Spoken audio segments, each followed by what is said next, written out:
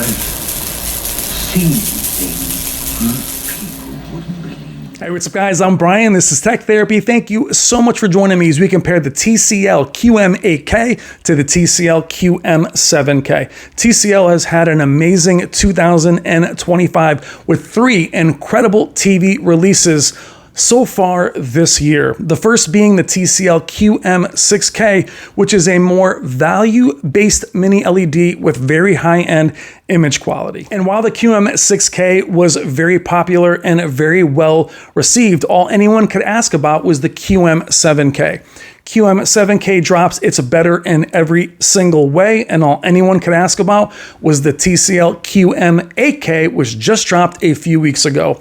Higher end, more premium, and better in every single way, thus putting the QM7K at middle child territory. So this comparison today is to show the middle child some love and see how close it gets to its more premium, more expensive sibling, the QM8K. Now, I'll warn you before we start, the QM8K is larger than the QM7K. I only have the TVs that I have, but there is value in this comparison anyway to see how close the QM7K gets to the QM8K. Now, while you're watching this comparison, just think to yourself, if it was flipped, would you rather have a much larger QM7K than the smaller QM8K? Think about it. Would you rather have an 85-inch QM7K than a 65-inch QM8K? In this comparison, you'll be able to figure that out for yourself. Without further ado, let's check out the TCL QM8K versus the TCL QM7K. Thank you so much for watching.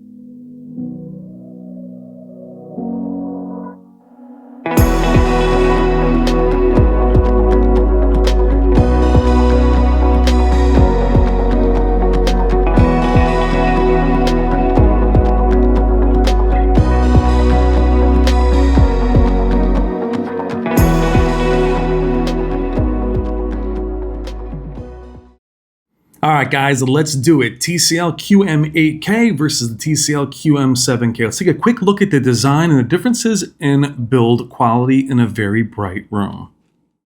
Now, the QM8K is 85 inches. The QM7K is 65 inches. You have a plastic black backlit remote on the QM7K and a metal backlit remote on the QM8K. Nice touch. Also, the stand, while the design is the same, the face of it is metal on the QM8K and the black plastic on the QM7K. Now, going through these differences is very important in terms of price. We have 2 different positions on both TVs. The QM8K is in its lower position and the QM7K is in its higher position. Few inches difference in terms of each one's position, both low and high. Having that option alone is phenomenal. Center stand again on both. But what you're going to see on the QM8K is this borderless design. Now, the bezels are metal and they are there. But what you're seeing me point to is the matrix border on the inside that all TVs have. There it is on the QM7K. Now, that interior border is something you don't notice until you notice it. It's actually between a 1/4 inch into a 1/2 inch thick, depending on the size of the TV. Here it is with the QM7K. It has a larger interior border, and then the QM8K is borderless, not bezel-less, but borderless, and it does give it a very premium look. It really opens up the screen. On your TV right now, look at the interior border and tell me if you can unsee it.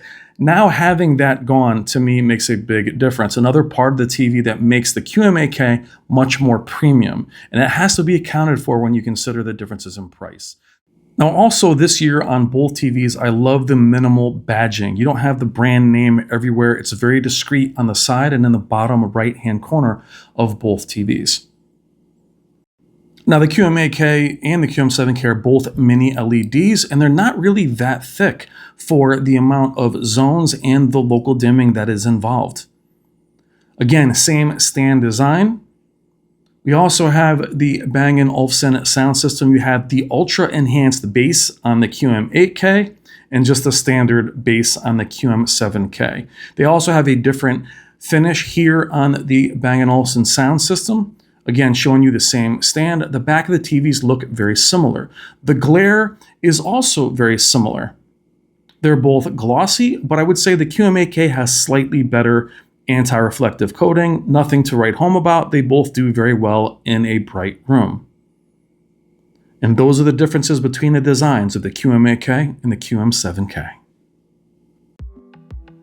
Now moving into our HDR demo material from our good friend Jennifer Gala, what I'm trying to show you here is the differences in image quality with the same presets. The TVs are perceptually matched. They are siblings after all, so they're set up exactly the same way, and the brightness differences are evident even in this very bright room. So my goal in the video using content like Jen's, which ranges from 2,000 nits up to 10,000 nits, is to really push the TVs to make them look different. Though they are siblings and they are set to the same preset, the differences between the two is the decision you will make. How close are they? Seeing the beginning of the video where you saw the differences in build quality, all of those things also cost money. So you have to say to yourself, well, is it worth it? Is the metal remote worth it? Is the stand, is the borderless design something I'm willing to pay for? If not, you can then say to yourself, okay, now is the image quality close enough? Is the brighter QM8K going to be worth it over the QM7K? Now, I will tell you that having these TVs side by side, many of you may say that the QM8K is going to lose detail being brighter. The camera can only focus on as much as it can in terms of capturing them both. I want them to look different. So the QM8K doesn't really lose detail. I will say though, having a dimmer TV, which the QM7K is not dim by any stretch of the imagination, there will always appear to be a bit more contrast. That is actually there. There are times where the QM7K will appear to have a higher contrast ratio. Now, I don't know that to be fact, but there are times where it will appear to have more color and be a bit richer. That is typically the case when you see a brighter TV next to a TV not as bright, even those that are siblings and share the exact same base technology in terms of their processor. Now, in panels, they are different. The QM8K is a WHVA panel, and the QM7K is an HVA panel. Now, the benefits of WHVA versus HVA, you can read the specs all you like, and I could read them to you if you like, but I didn't notice that to be the big difference in terms of wide viewing angle. The HVA panel already has a wider viewing angle. It was really the differences in brightness and HDR impact that brought the QM8K to my attention more so than the QM7K. Not so much a WHVA versus HVA, though I'm sure there are merits for the WHVA. Speaking plainly, seeing them side by side, it was really the HDR impact and the brightness of the QM8K that made me look at it more and want it more than, say, the QM7K. Now, specs are specs. You can read them, or I can read them to you like a bedtime story. The point of these videos is making the TVs the star. They are the focal point. You will not have me standing in front of them just chatting. You only see me in the intro. I want them to be seen by you like you've never seen them before, and I promise you'll never see them this way again. Which is also the reasoning for this content. I love this shot where the penguin, he's like, yo, where are we going? We're watching. He's like, where are we going? All right, let's go. I digress. This content from our good friend Jennifer Gala and her second channel, HDR SUPER CHANNEL, pushes these TVs very hard. They will look different.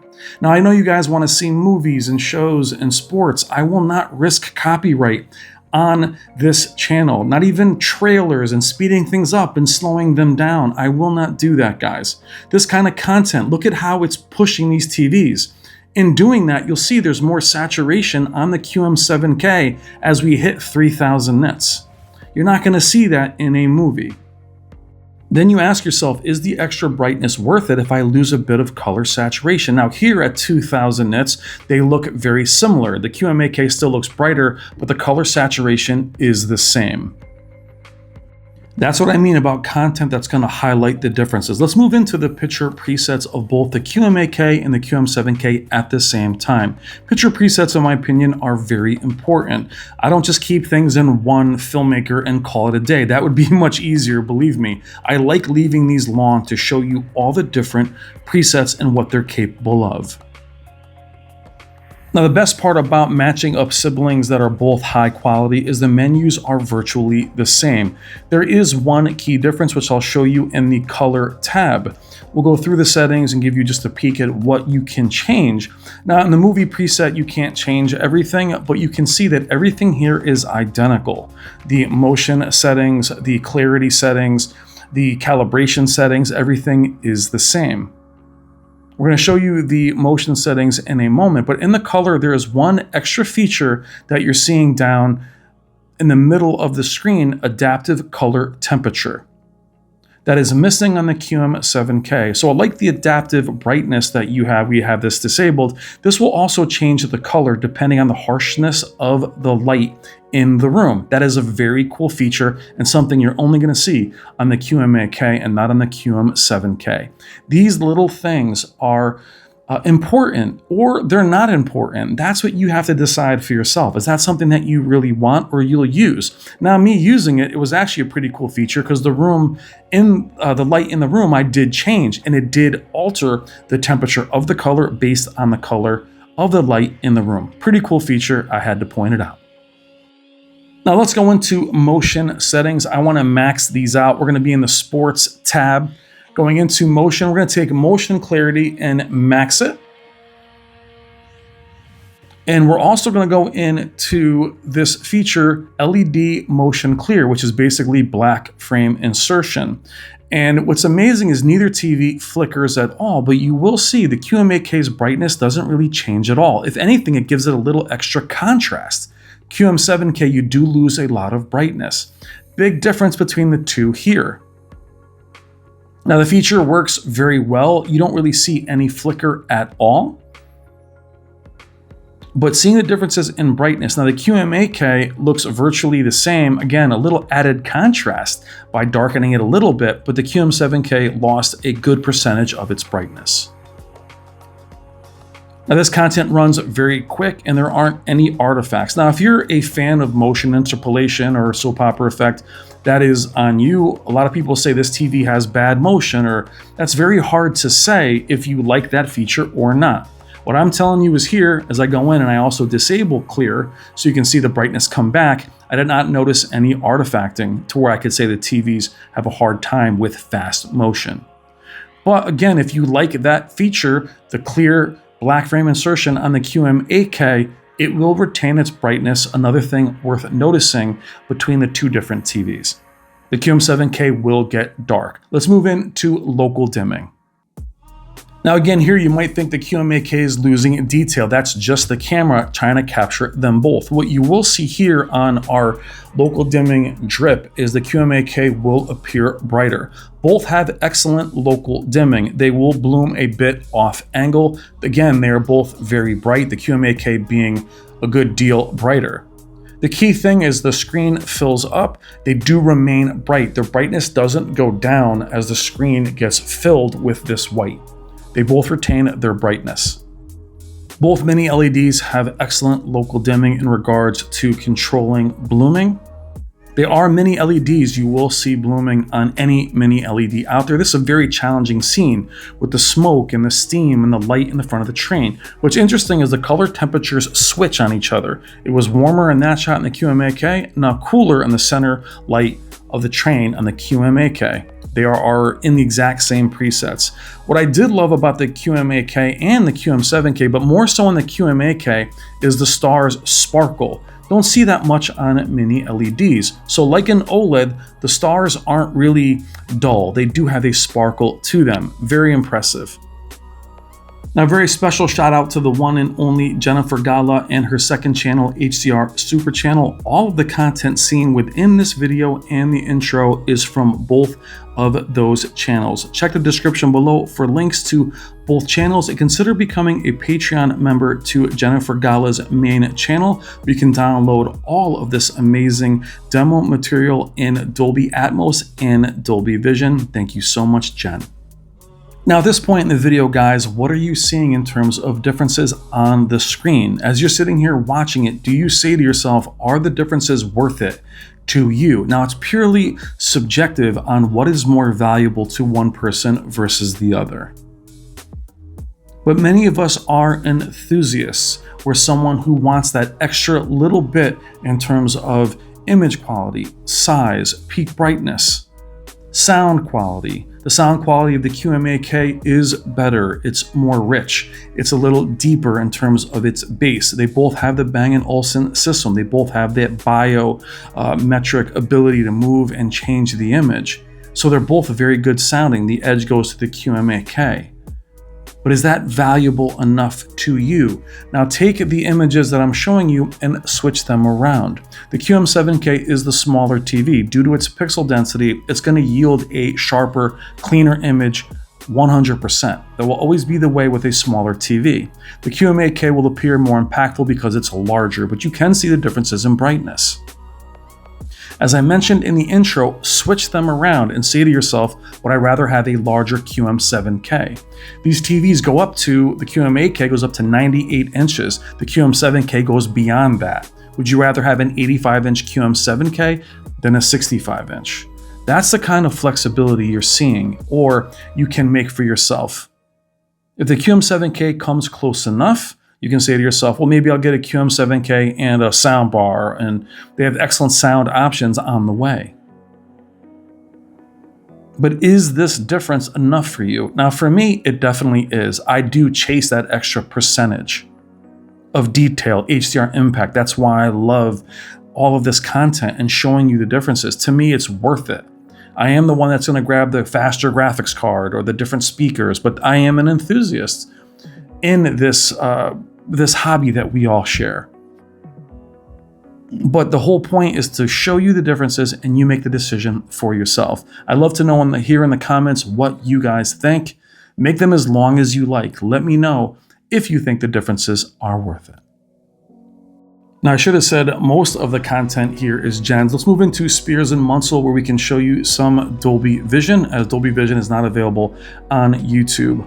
Both TVs support every HDR format, Dolby Vision, HDR10, HDR10 Plus. Let's check out Dolby Vision. TCL has gotten so much better over the years in regards to its Dolby Vision implementation. Dolby Vision IQ and Dolby Vision Bright are very similar. I do prefer Dolby Vision Dark on both TVs as they are bright enough. The shadow detail is still there, they don't crush anything, and the HDR impact is evident.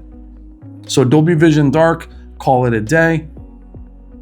But again, you can see the differences in peak brightness between the two, even in Dolby Vision, but they both look fantastic.